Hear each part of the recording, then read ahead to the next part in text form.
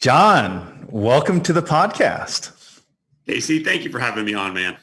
I am so excited to have you on. I mean, I have been looking forward to this for not really, I've been looking forward to this interview for months, but I've been looking forward to being able to have a conversation with you for over a year now. I had the opportunity to see you actually speak here at the January 2019.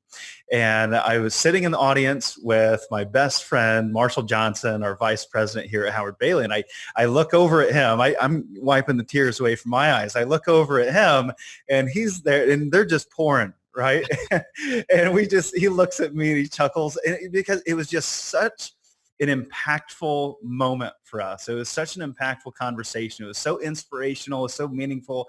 Especially for two guys that had young kids, right? We've got young kids and we couldn't imagine them experiencing what you experienced. And one of the things that really got me excited when I saw you speak from stage, one of the things that stuck with me ever since was this quote that you spoke. Oh, man.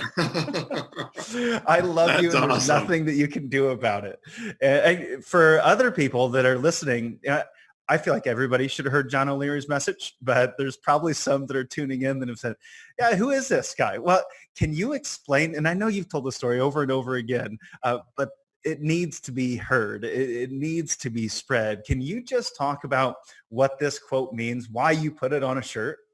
So when I saw your T-shirt, I assumed you were either an Ohio State man, a Hoosier, or maybe a Cardinal fan. I wasn't sure. But to know that you are a fan of love is far greater than the other three. The quote is, I love you. There's nothing you can do about it. And where that quote originated actually is the first time, the story I seldom tell, but the first time I met my wife's grandfather, tough guy, Depression era kid, grew up in a tougher neighborhood, all the attributes that you would attribute to that kind of upbringing. And the very first time I met him, he said, John, do you know what I do when I meet someone for the very first time? And I said, no, I'm sorry, sir, I don't.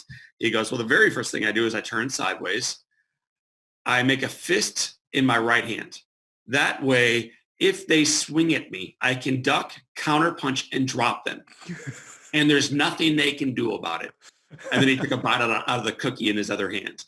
So this is my very first introduction into this beautiful man who I would fall in love with as I dated his granddaughter and then married his granddaughter. Great guy.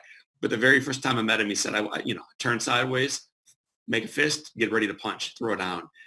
And so that always stuck with me because I wonder if there's a contrasting way to greet people. And I think it's the way we are called to greet people, not only as we move toward retirement and beyond, but as we move through life.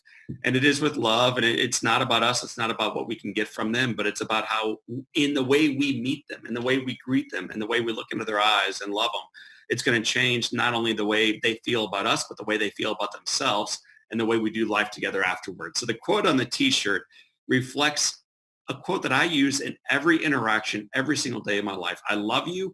There's nothing you can do about it.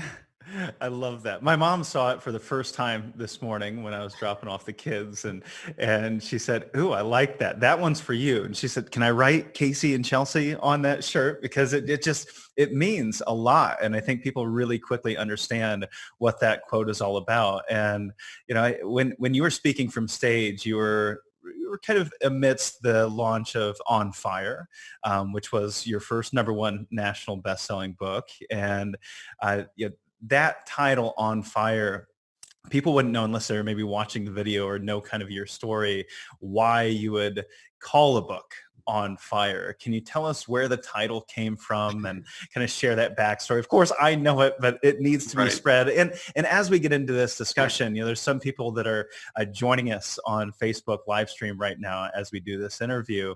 And John has a second book that we're going to get to in just a minute. It's called In Awe. And we are going to be giving away signed copies of In Awe. So this is the only place you're going to get that signed copy at no cost. And all of the proceeds, John is going to be donating to Big Brothers Big Sisters. All that you have to do is go ahead and tag someone in the comments or start a watch party right now. People need to hear this message. It needs to be spread. If you know somebody that needs inspiration, share this now. So John, On Fire. So it's a double meaning, of course. And the broader meaning is this.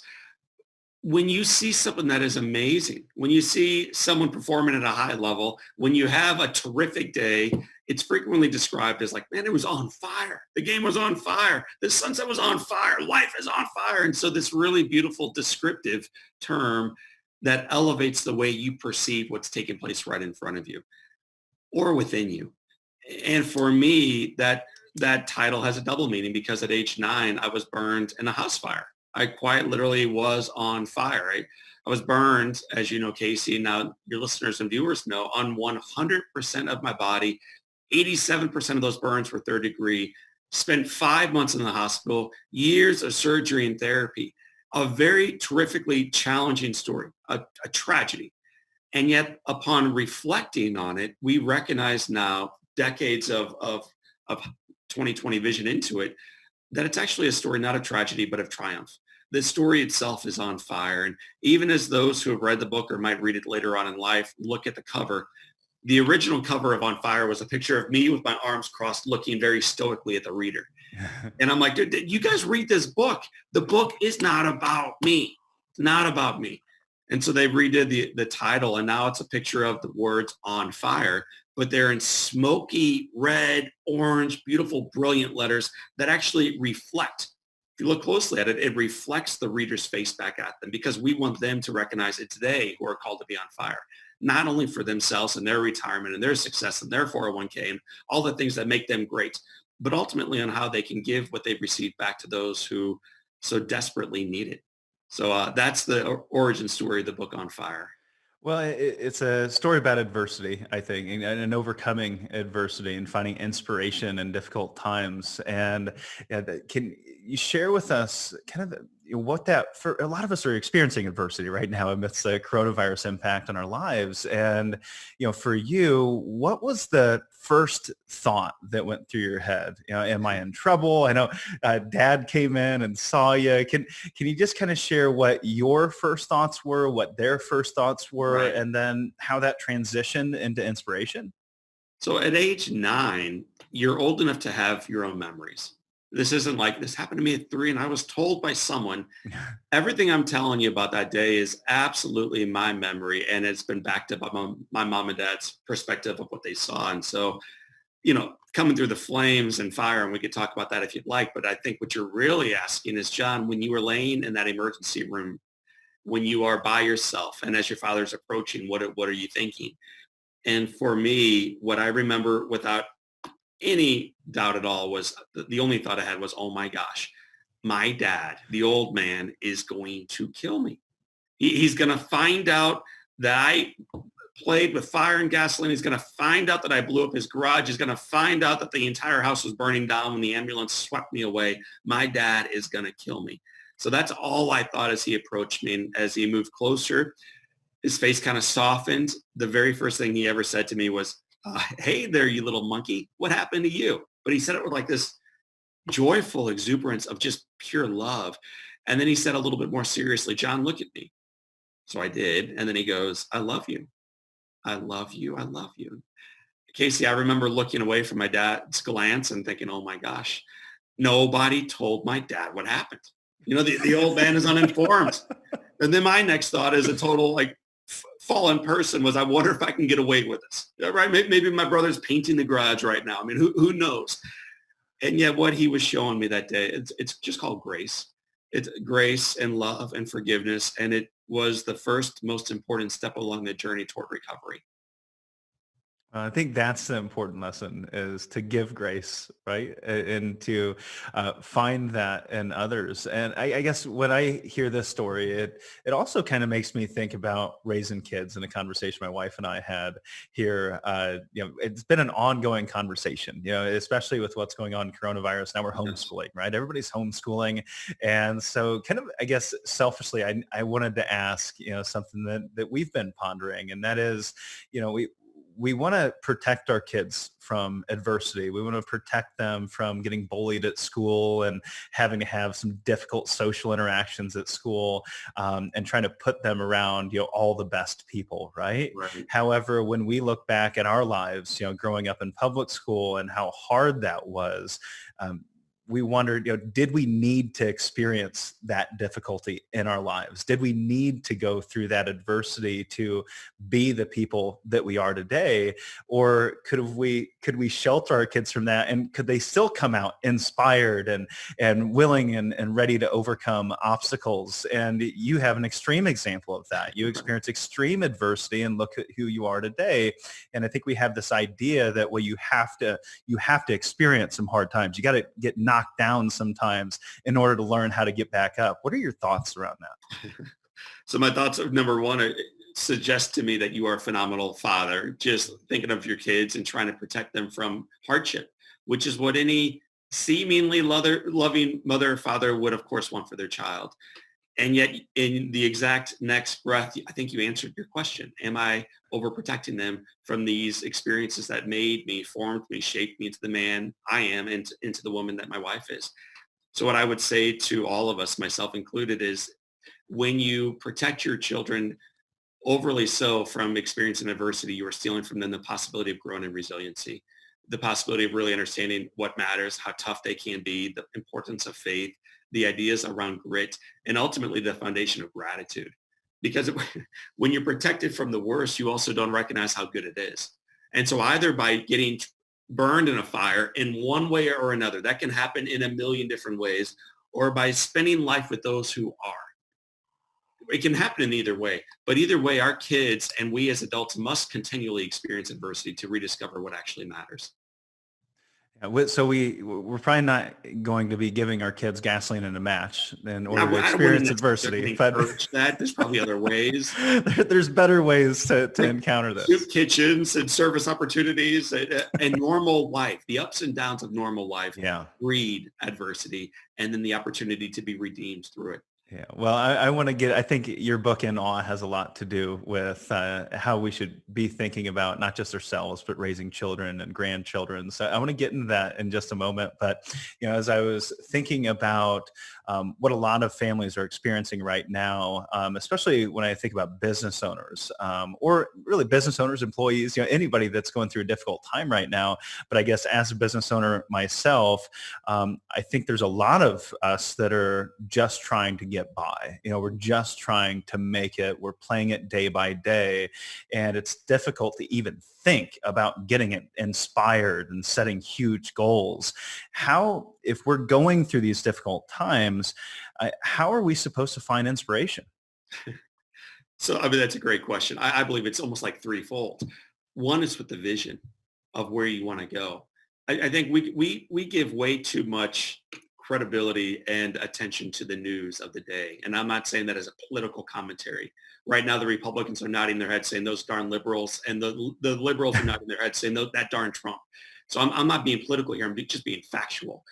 They are paid to share fear and tell you to stick around for the 2 minutes of commercials that they're selling you so that you will pay attention to the next round of fear that they're sending your way. And this is nothing new. Harvard did a study on this, and back in 2018, when stock market was at all-time high, unemployment at all-time low, 94.5% of news stories were negative.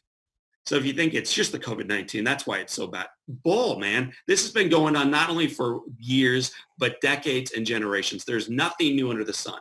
That's a 2,700-year-old quote, and it still plays today. Nothing new under the sun. So the media just keeps stirring the pot of negativity and death. So number one, stop paying attention to that. Start looking forward to where you still can go. The foundation of your life remains firm. You live, for the majority of us, in the freest society in the history of the world. Anywhere that your listeners are tuning in from today, whether it's Australia, England, Ireland, Canada, just about anywhere else in the world, including our own backyard of the United States, the foundation is firm. So where do you want to go? Number one is vision. Secondly, getting present with the moment. When we are living with fear, you're not living with a rational belief of what's happening right now. You're living with what might happen next, what Trump might tweet out, what the coronavirus might do, what the economy might do, what might happen tomorrow with the markets. We don't know, but it could go bad. That's just called fear. You don't have any control over it, but you're spending your efforts right now on it. So in getting laser focused on where you are and what actually matters right now, out my office window, there's this gorgeous magnolia tree that is blooming. Right upstairs, there are 4 kids that are learning and probably spending more time playing. My beautiful wife is walking around going person to person, trying to keep them in their lane. if I can just get laser focused on what is right in front of me, I recognize how good this is. This is the day that the Lord has made. Like, this is good. This is good. It's enough. It's enough. So the second part is getting present. And then the third piece, which is equally important as the other two, history. Man, you're a financial guy.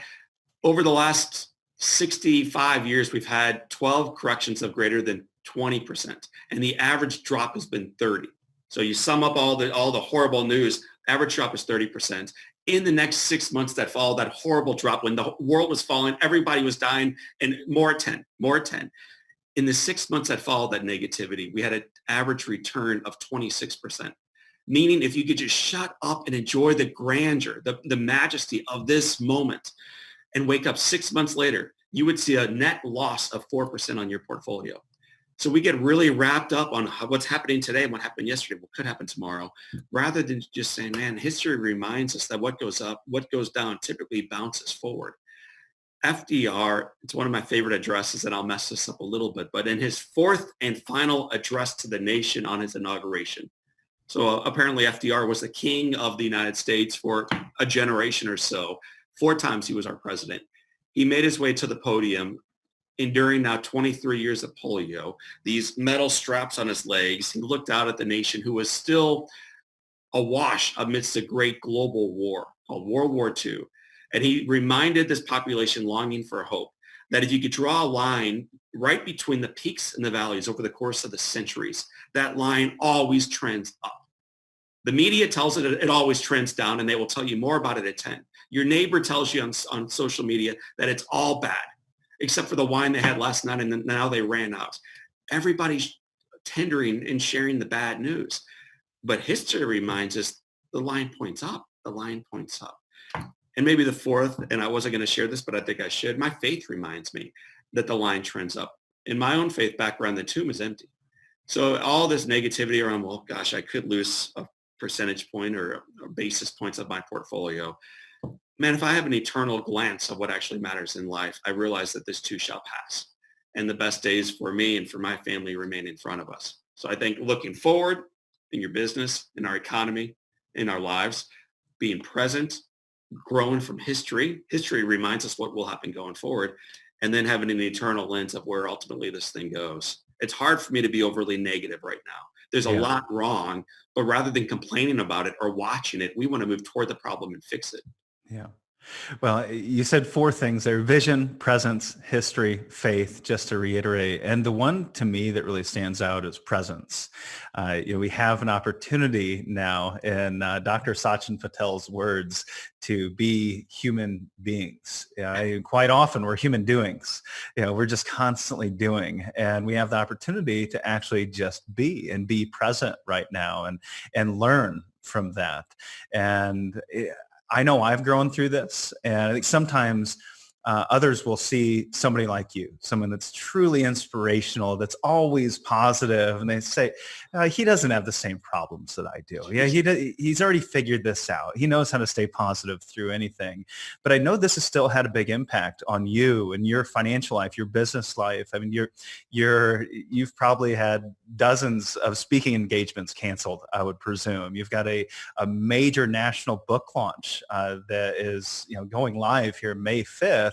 And I know what that entails. I know all the speaking engagements that are around that. And you've got bookstores that are shut down. You're not able to get it into Barnes and Noble. So what do you do when you get in a slump? What should be our first reaction, our first step? So I'll answer your question if you give me 23 seconds to step into it sideways. Perfect. I think it's important for your listeners and viewers to know that John O'Leary wakes up in physical pain every single day. And it's not something I almost ever share. My own wife doesn't know that, and my kids have never heard me utter those words. But that is the truth. I don't have fingers. I struggle holding a pen, let alone a cup of coffee or a suitcase as I travel through airports. So physically, I struggle. You mentioned, I bet you've gone through some adversity yourself. Yes, I also am trying to move toward retirement. Our portfolio, believe it or not, lost a little bit of value, but much more than that in my own case. 94% of our future revenues were destroyed on March 10th or so this year because I'm an international speaker. So I've had To this point, 44 presentations canceled this year and next. 44 presentations. We have a team of 7 that we support through that revenue. This has been a crisis for us financially. And yet it's also been this wild opportunity to pivot in a direction that we would have never gone otherwise, to be home, to make peanut butter and jelly sandwiches for the kids, to wake up every single morning with them, to tuck my girl, and her name is Grace, she's 8 years old, 54 nights as we record this. It never happened in her entire life. Her daddy has tucked her in, and tomorrow it's going to be 55. And I have a feeling by the time this is all said and done, it's going to be in the hundreds with her daddy tucking her in every single night. So I'm seeing the gifts even within the storm. We're seeing the opportunity to pivot in a new direction, to build the business in a direction we could not have gone if we were just busy doing the same old thing going forward into 2020. So we see opportunity in this storm. You can, if you choose, return to the safe harbor. And that's the popular thing. Build a fence around yourself, man. Pour cement around that, build it high and keep yourself safe. We don't want to do that, man. We want to create a church model. We want to build out for others who are struggling right now. We want to raise a sail into this wind and go in a new direction to such a degree. I mentioned this to you in the earlier comments. We're giving away 100% of the profits from the book for the first week, which is the majority of the sales for a book, into an organization that I love called Big Brothers Big Sisters. We see an opportunity right now, not just to talk inspiration and to say, hey guys, it's going to be okay. We're in this together, but to model this, and not only to model it for my organization, but to model it for my kids. They're watching. They're watching. They're watching daddy come home from work a little tired, a little stressed, but they're also watching how daddy's trying to navigate these new waters. Yeah. So I want to give them an example that is worthy of being remembered long after I'm gone. The final thing I'll say to your simple question is this: gratitude. If you can have gratitude for the headwind, for the storm, for the fire, for the Parkinson's disease, for the upheaval in your life, it will remind you that the foundation of your life does in fact remain firm. So what I try to do is I go through any crisis is I begin the journey forward, not with what's wrong, but with what is right. Yeah. Well, and I think the thing that I hear you say there, you get struck with, I mean, in this instance, financial adversity, and you give even more. You give even more when it's harder to give than when it was easy. So I think it's cool to give when you're on top of the mountain. You know, like here's $5, enjoy.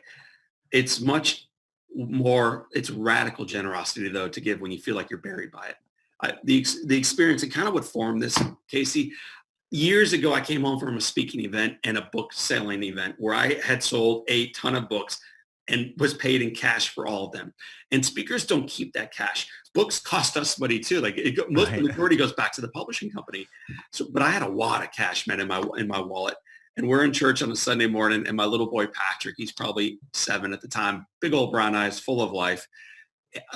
We give digitally online on the front side of the year to the church, and it just seeds it week after week. But I also want the kids to see dad give. I think that's powerful. So I always pull out the wallet, give them all a little bit of money, encourage them to bring their own. But on this day, I'm letting Patrick choose what to give. And I say, hey, Patrick, because it's church, it's quiet. Hey, Patrick, how much should we give? And then he responds, looking at my wallet, jacked with cash, man. He yells out in church, Daddy, give it all. Give it all. That's how kids live, man. It's not yours anyway, Dad. Give it all. And so, listen, I'm not telling you to give yourself into bankruptcy, but very infrequently do we become poor through generosity. Mm-hmm. I don't see a whole lot of successful people who became poor by being kind, by loving, by being generous. So listeners and viewers, man, I challenge you. You don't have to give your entire net savings away or the entire first heavy book sales away. But can you do something? Mm-hmm. Can you give something? Can you reach across the fence line and say, man, you're not alone? Can you make a dinner for someone you know is struggling? Can you quietly put a $50 bill in someone's mailbox and walk away? Don't say a word, because you know they're struggling more than you are right now. And so I do believe there's an opportunity right now in this season to be radical. And in doing so, you quite literally may save someone's life.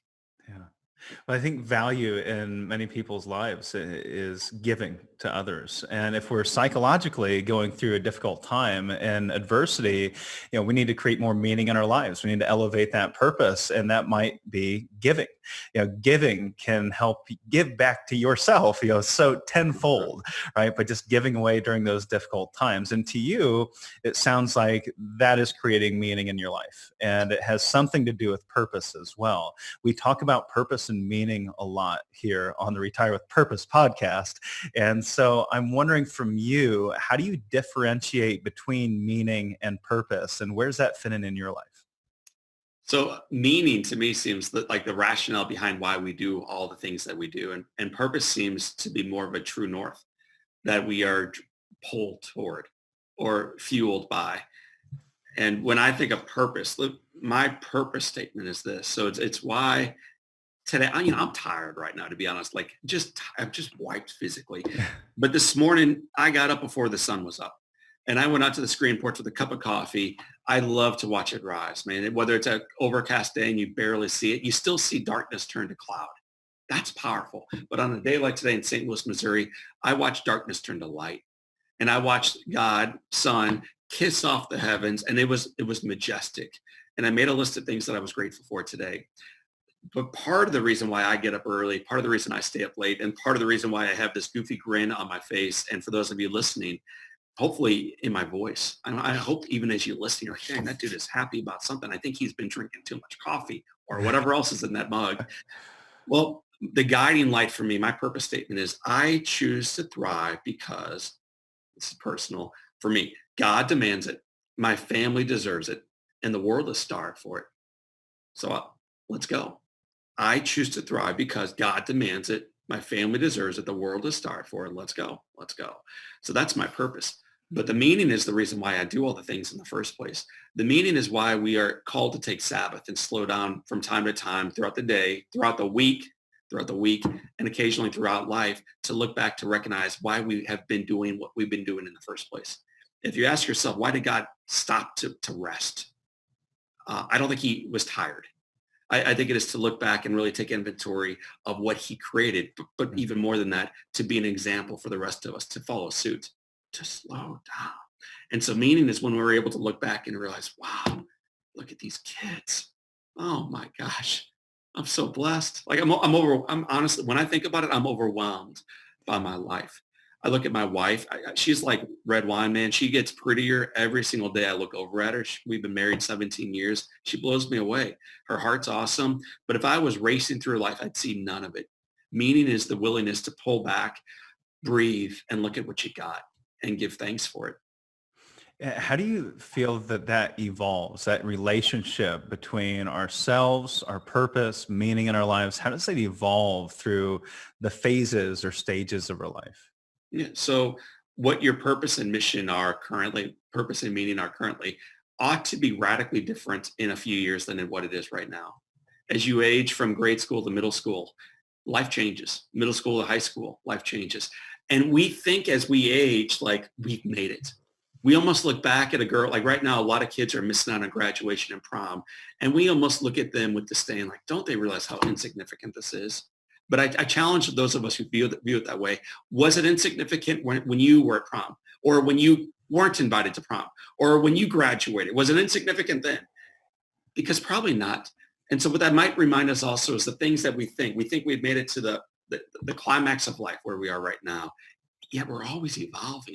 We're always growing. We're always hopefully becoming far better, wiser versions of ourselves. And likewise, our meaning and our purpose ought to change a bit with it. So I know you work with individuals and organizations to help them set goals on where they ultimately want to go. You ought to revisit those probably every 6 to 12 months. Yeah. And say, gosh, is that still what retirement looks like for you? Mm-hmm. You want to retire at 49? You said, well, now you're 53. Are you sure you still want to retire at 49? Because that's 4 years ago. You said you wanted to retire at 65 with X amount of dollars. Is that still what it looks like? And so we ought to be always looking deeply in the mirror, not only to add makeup and fix our hair, but to really discover who we really are and what ultimately really matters. I think to a lot of folks, the word purpose is kind of intimidating. I know in our visits, our first visit with families we work with, it's a discussion around purpose, and it can be a little scary. It can be a little intimidating, and quite often we'll hear, "Well, I never really thought about it before. I don't feel like I have a purpose." If you're working with someone, how do you get them started on defining what that purpose is in their life? What kind of questions should they be asking themselves? So I'm only smart enough to keep things really simple. So I only have one question to get me down there, but to lead into it, I would always empathize and say, you know what, you are not alone. The vast majority of people have no purpose. They have drive maybe for something, but frequently once they get there, they realize, wow, that wasn't it. So what's next? What's the next summit? Let's keep going, people. Maybe if it's more followers on Facebook, maybe if it's more dollars in the bank account, maybe that's what's driving me. And then they get both, and dang, that's hollow too. So they're not alone. Begin with compassion and grace, not only for them, but also for all of us. And then the one question I think guides you toward discovering purpose is you ask the question, who cares? And you begin the answer. So who cares? Why do you care about this? And the answer begins with, I choose to thrive because. Like for me, thrive is it's continual growth. It's a lifelong leadership. It's becoming far better today than I was yesterday as a grandparent, as a daughter, as a student, as a financial advisor, as a retiree, as a person trying to contribute into a community that is longing for it these days. But not only these days, all days. Last year, 1.5 million Americans attempted suicide. So if you think the coronavirus is what has made us feel despair, you're wrong. It was last year when markets were at all-time highs and unemployment at all-time lows, 1.5 million of us attempted suicide. So we need leaders, champions to come forward as torchbearers saying, people follow me. We got this together. And so what is purpose? It's answering the question, who cares? With the statement, I choose to thrive because. And you heard my answer, and it was an iteration. It's been 11 years now in the making. At first, it was more of a to-do statement, all the things I was going to do. Now it fits me in any season. It fits me when I'm being interviewed by my friend Casey. It fits me when I'm speaking to an organization with 32,000 people in the audience. It fits me when I'm making burgers for my kids at home tonight or peanut butter and jellies for them at lunch. I choose to thrive because God demands it. My family deserves it. The world is starved for it. Let's go. So that's my purpose. Well, I want to know how purpose and finding that purpose, finding meaning in your life fits in with your latest book, In Awe. I think it comes out most clearly halfway through in a section called Immersion. So the idea of the book is, what is it that children have that allows them to show up so joyfully, so gratefully, so optimistic, so goofily happy, so wildly, passionately alive that we have lost sight of as we frown our way through the day, enduring the mundane of whatever it is that we're doing, work, relationships, retirement, life, the drudgery of it all, watching the news all the way up and down the line. What is it that kids have that we have lost sight of, and how do we return to it? And so I've unpacked within the book through great research and a whole lot of interviews, 5 senses that children have that light them up for life. And one of them is immersion. They are all in for everything they're doing all day long. But the other side of that is not only in the moment, like in real time, they don't multitask. They color, and then they play, and then they nap, and then they talk, and then they hum, and then they dance, and then they color.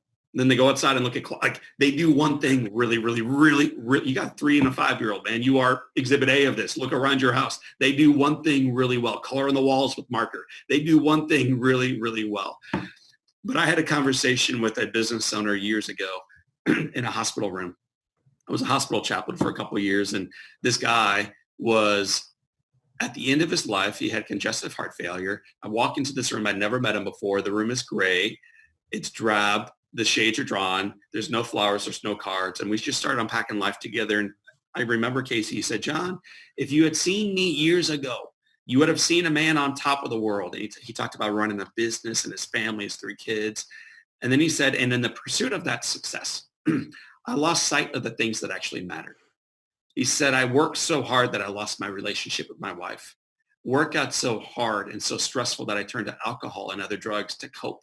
I started smoking and a whole lot of other things, John, which then eventually affected not only my health, but my relationship with my 3 daughters.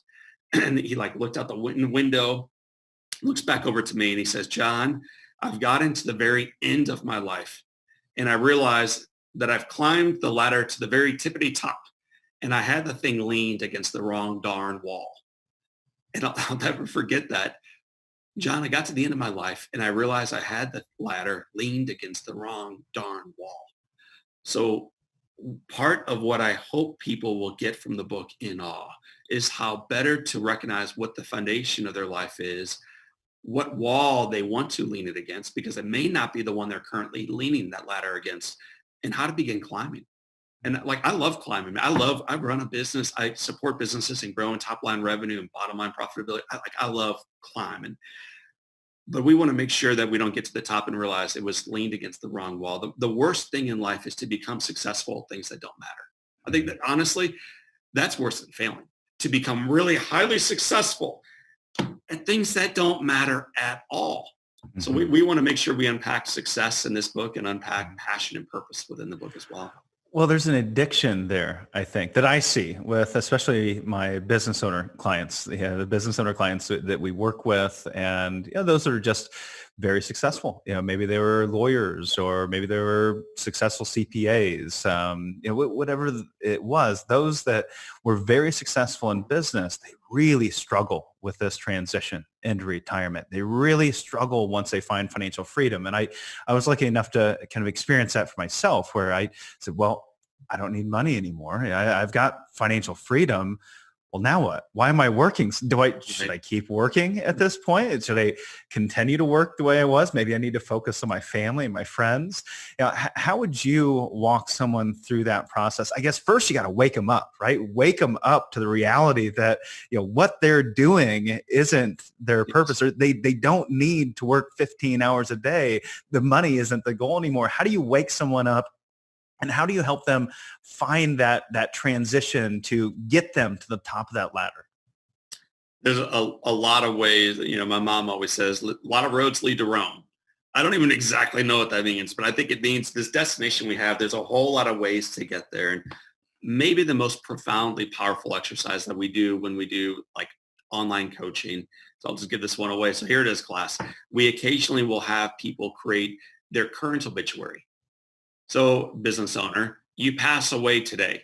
Have the funeral, baby. What are people saying about you? Let's write it out there. My grandmother passed away on Friday morning. We had the service yesterday with 9 people around it. During this COVID outbreak, you can't have anything more than that, at least where we are. And to hear the people who were gathered around this woman who was 98 years old when she passed away and what they shared. We buried yesterday a saintly woman. And, everyone compliments people when they like, what a great guy. And you're like, is that the same guy I knew, man? Like, we all praise these people upon their death. I mean, be honest about it. What are people really saying about you? What is your spouse saying, or your ex-spouse, your children, your parents, your business partners, your employee, the guy who really knew you at the front desk? What are they saying about you? So that's the first exercise, because frequently you're like, oh, man, I wish they would say something even better than that. I wish they would talk about me the way I talk about my grandmother. That would be cool. So then the next exercise is, okay, let's do it again. You're not dead. Your service was not yesterday. You have life in your lungs. Act like it. Where do you want to go? What does that obituary look like as you go forward? Now let's rewrite it. Pick the people that you want around your side. What are they saying to you? What have you done? What have you encouraged them? What have they done because of your investment in their life? And so frequently the race up the ladder is because of us. Like we want to grow. We want to become wealthy. We want to retire at some point for us. But as you grow from success to significance, you realize that's not enough, man. Golf gets boring. I don't want to get sunburned on another day out there in the park. So what is significance? It's different frequently than success. And I would encourage those of us who are still running a business like you and I are, don't wait for retirement. Like, start living it now. That's why I'm on boards of not-for-profits. That's why my wife and I are already trying to be very charitable. We're trying to model for the kids, but we want to grow into this. We don't want it to be like, this was the first half of my life and now it's the second half. No, it's all one life. You got one life. You're not promised tomorrow. So start living retirement, if you will. Start living generosity today. Yeah. Yeah, that's beautiful. And I got to throw this out there. Maybe maybe I'll digress for a moment. That I left for the gym this morning. I come back, and when I'm coming back home, I'm thinking about our conversation we're going to have this morning, and I see in the window, there's my 5-year-old son, looking out the window. Right, he's been waiting on Dad to show up, Right. and as soon as I pull in, he opens the door and he just runs up, gives me a big hug, says, "I love you, Dad. Can we go play jump rope?" Right, and I'm gone. And my thought was, am I showing up like this for the people I love? Yeah, am I doing it? And that was the childlike wonder I saw this morning. I said, Yes. am I doing that for my wife? Am I doing that for my kids? Am I doing that for the friends that I love and the team members that we have? Yes. And your honest questions of yourself should be asked by all of us. We, as children, want to jump rope as if it's the very first time we've ever jumped rope. And dang, it is fun to jump rope with Dad. And the very first time to put it forward 20 years or so, get married. And you watch him or her come towards you and you say the words, "I do." It's like, oh, this is heaven. But eventually the words shift from "I do" to "I have to." And what first time living, and we unpack it in the book, is really ultimately about is imagining every single time you experience anything as if it is the very first time you are experiencing it. Part of the reason why children have such joy, is because it's the first time they jump rope. Really, I mean, he's only jump rope 13 times in his entire life with Dad. Yeah. So this is about the first time he's ever jump rope. The first time you give him a hot chocolate with marshmallows, he doesn't remember at 4 when he had it. Holy, it is so good, Dad. They float and they disappear. It goes from brown to tan. Like, this is the coolest drink ever. And by the time we have it, it's kind of boring. We might drink it, but we've had 10,000 of them before.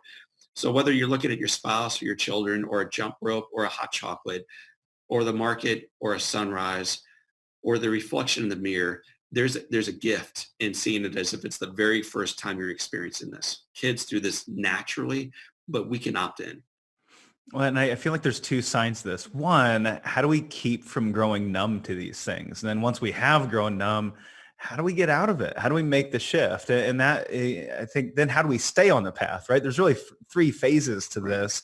And I think phase 3 probably has to do with daily practices. But you talk about the dulling of the senses along those lines, that, there's different senses. We have our hearing, sight, smell, touch, taste, but you talk about different senses that become dull over time. So can you just kind of talk us through what those senses are, why we lose touch with them, and how to get back that sense of childlike wonder? So there are 5. The third one is immersion. And that's the idea of being all in all day for whatever task you were doing. In schools, you would remember this, and your kids might remember this. When the bell rings, school starts.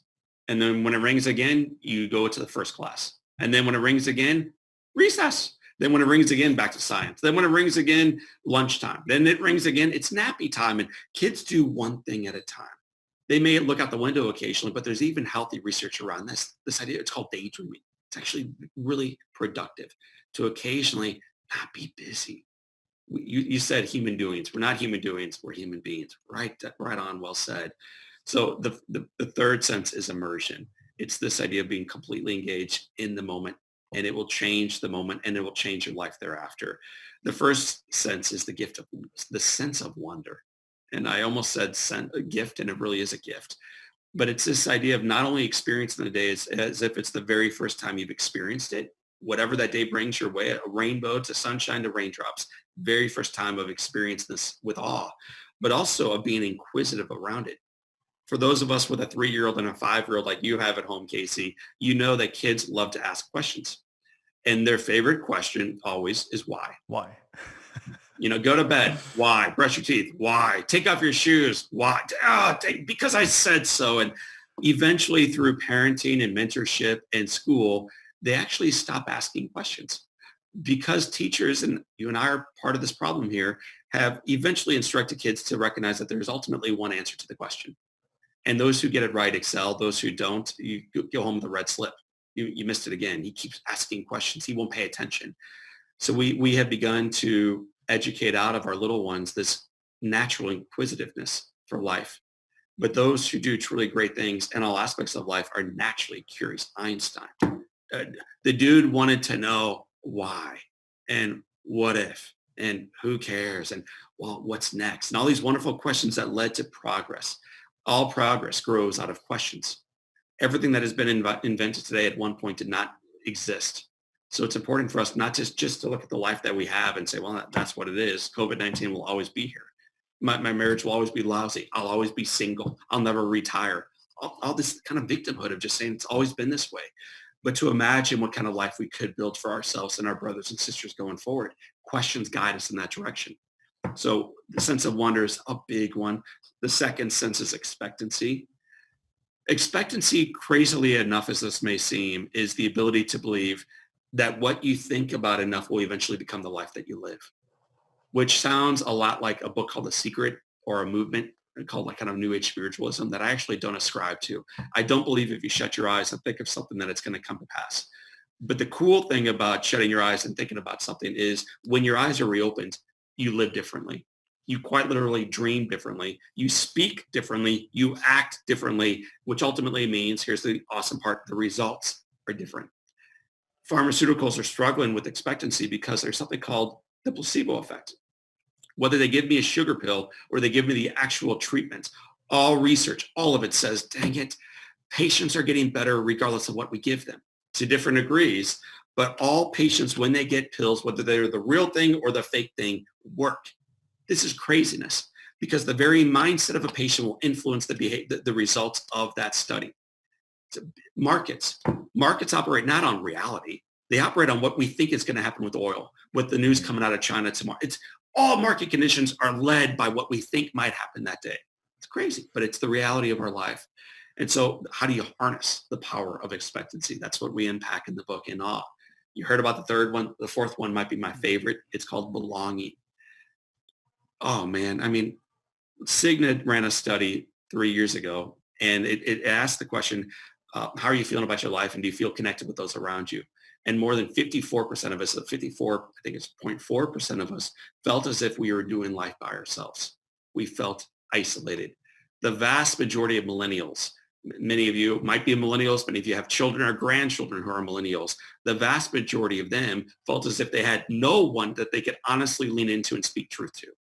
They have a ton of friends, just follow their feed, man. They got friends all over the place. But the vast majority have no one that they can really lean into and say, man, I'm struggling at home with my sense of self, with who I am, with what I'm supposed to do. The vast majority have no one that they can share life with at a deep level. This should jar us awake. So the sense of belonging is about to recognize first to look in the mirror. It's where it's got to start. And then secondly, to reach out upward from there. And then the final sense is the gift of freedom.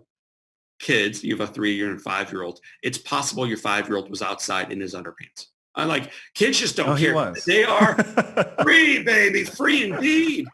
And so though I encourage you all to wear clothes all day long, like none of us have the bodies that allow us to be outside in our underwear anymore. So don't do that. But recognize in the way a child shows up naturally, they aren't chained to ego. They aren't chained to the mistakes of yesterday. They aren't chained to a stock portfolio that dropped 16%. Like they aren't chained to the stuff around them. They live in the moment unencumbered by the stuff that weighs the majority of us down. So those are the 5 senses. We unpack why we came upon them, but also how to live into them in the book In Awe. So wonder, expectancy, belonging, freedom. That's awesome. And I came across this statistic this morning, which was a Pew survey, which showed that around 50% of Americans are pessimistic about the future and the future of the country. And I wonder if you talk about asking questions. Does that pessimism come out of, it's not that we're not asking questions, it's not asking the right questions. So how do we ask a good question to get our mindset in a positive place? Awesome. So the study you're citing, I think it's 6 years consecutive now. We Americans have had a negative view of how we feel about ourselves, which is the first time in our history. This goes through to global wars. It goes through depressions and recessions. First time in our American dream history, we've had 6 consecutive years of saying, oh, this administration will be the end of it. And before you get Trumpers say, I hate Leary. Okay, fine. Hate me, fine. We were saying that while Obama was in office as well. So this is not a Trump issue. It's not a Democrat issue. It's now over party lines. It's not a COVID issue because it was long here 5 years before COVID-19 reared its ugly head.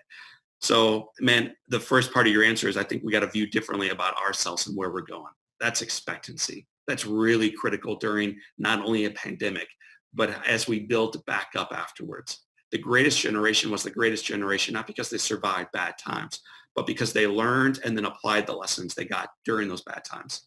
So we've got some bad times going on right now. Are we becoming victims to them, or are we becoming far better because of them? That's our choice, and it will define society going forward. So I say, let's make this the next greatest generation. As far as the questions go, frequently when we ask questions, we ask them to get the answer we already seek. So as a Republican, when you are across the seat from a Democrat, you are asking questions to get them. You want to put him right into a corner, bring out the billy club, and beat him down into submission so that he will come upon your side.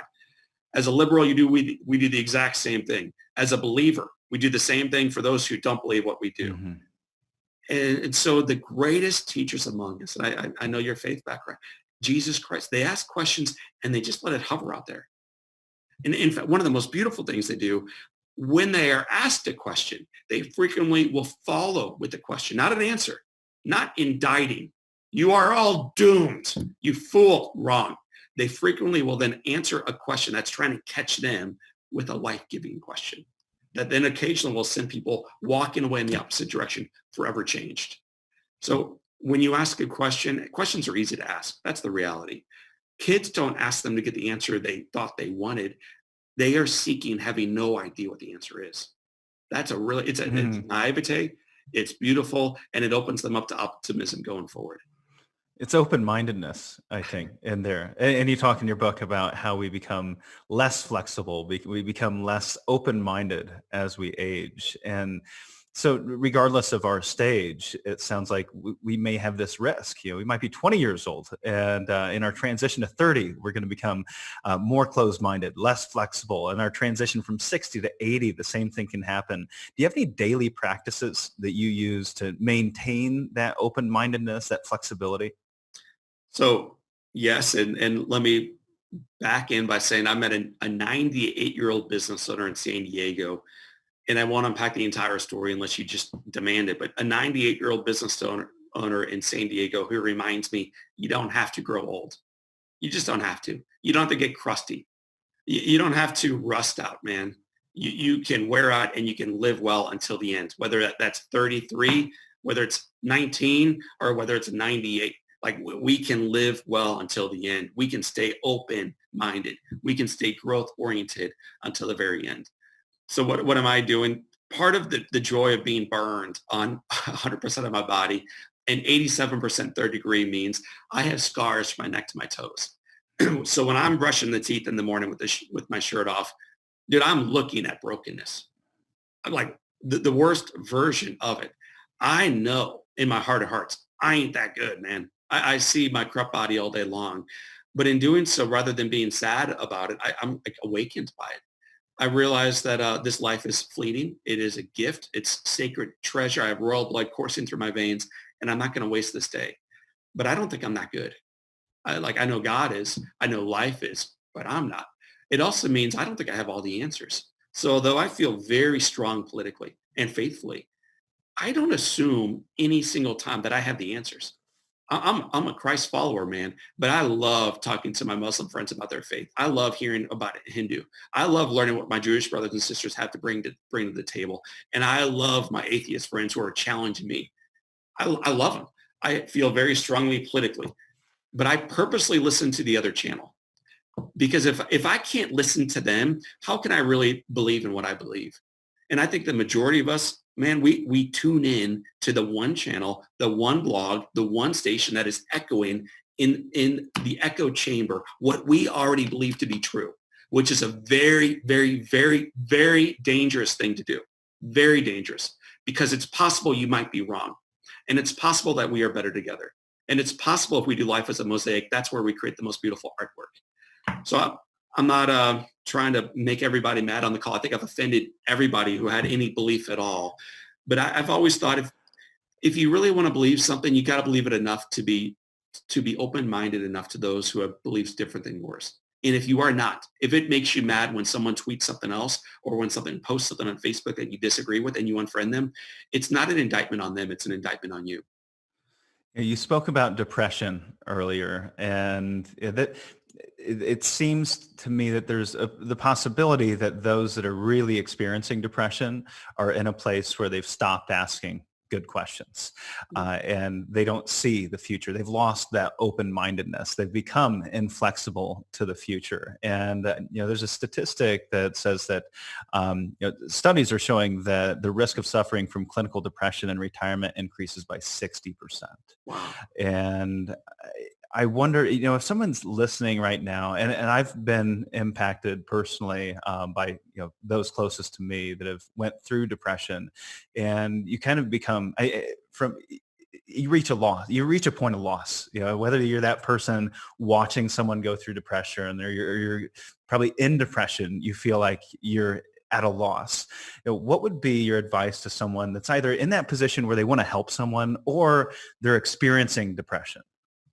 So I would begin by saying I really believe there's like hundreds of different forms of depression, but one is like clinical depression, when you really need professional help. And it ain't John Leary, I'll tell you that.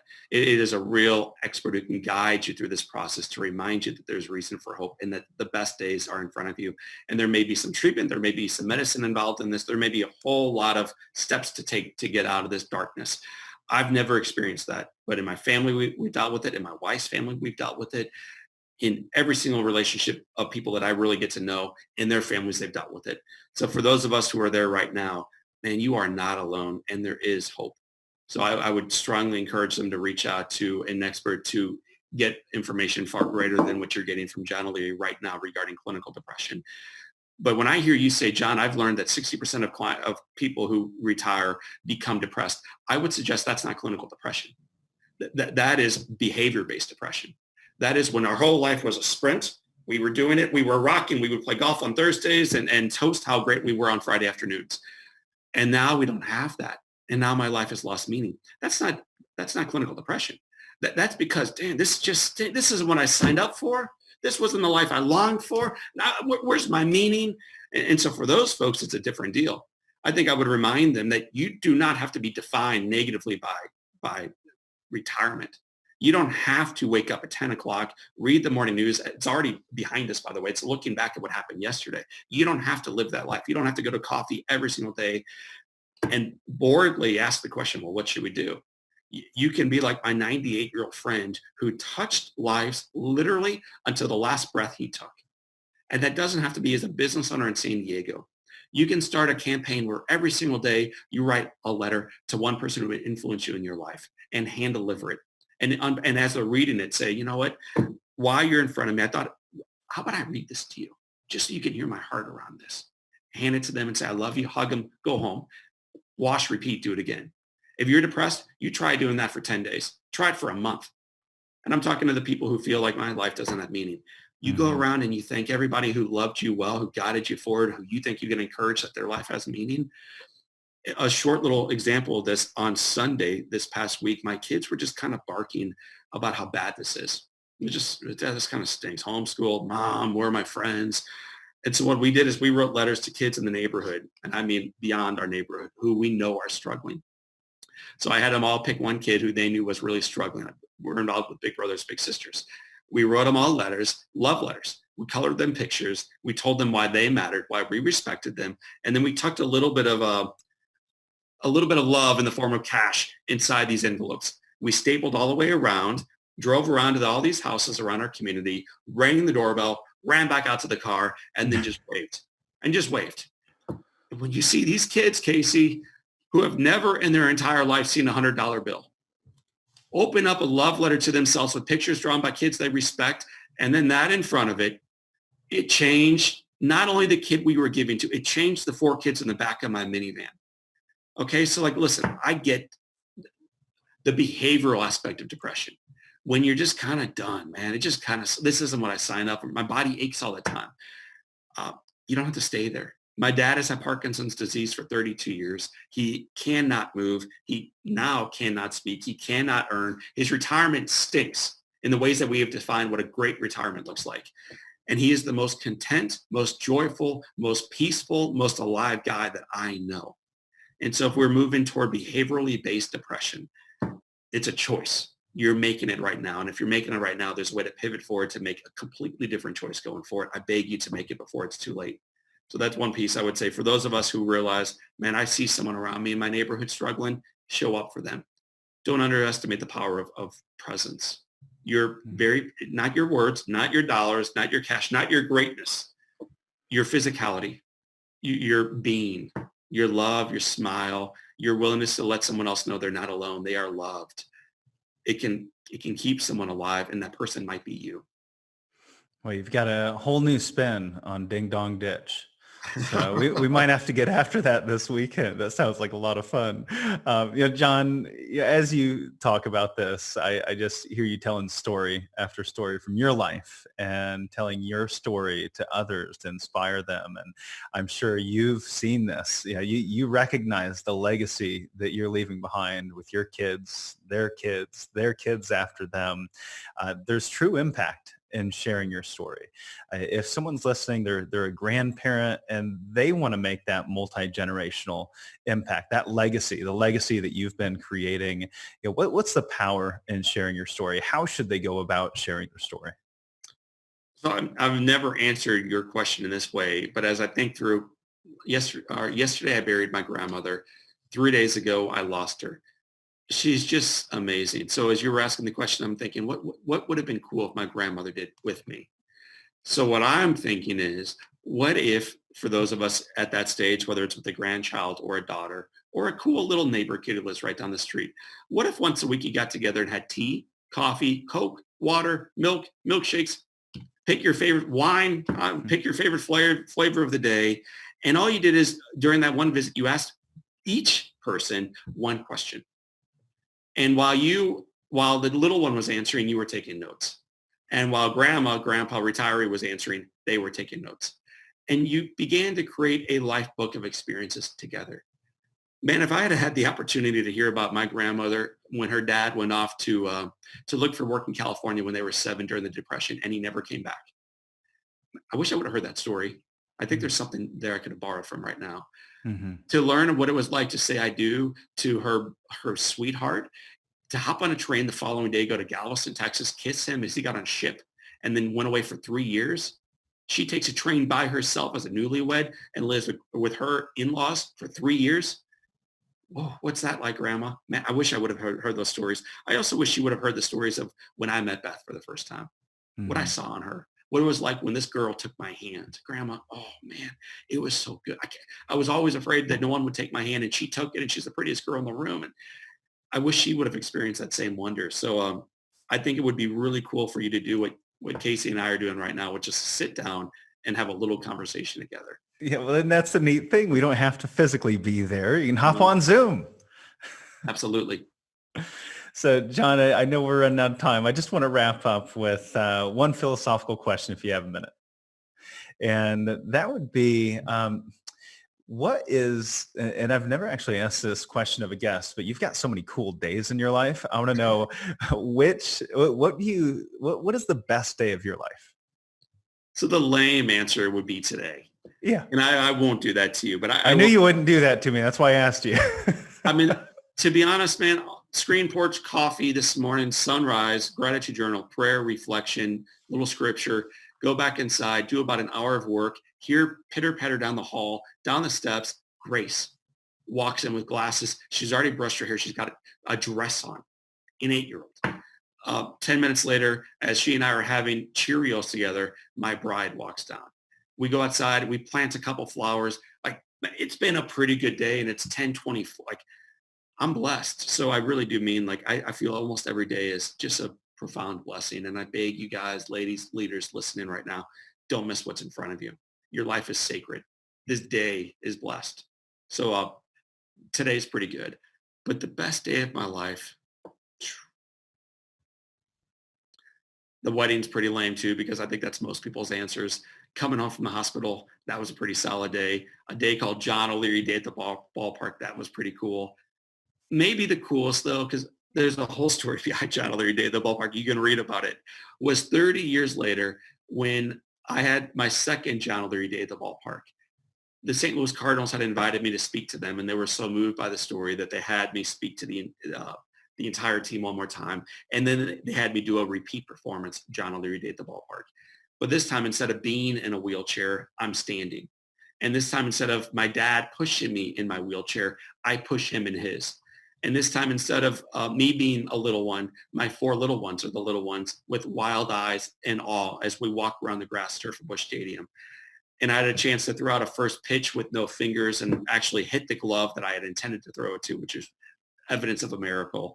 And then to walk back from the mound, hug the catcher, hug my mom, hug my dad, hug my wife, hug 4 kids, go into the stands and sit in the sun, forget baseball, celebrate life. So that was a pretty cool day that I will long remember. Well, John, thank you for that story. Always so full of heart, full of love. It just vibrates, from your being. And I truly appreciate you taking the time to share your story and all of your insights here with our audience. Thank you so much. Casey, thank you. Well done. Well done.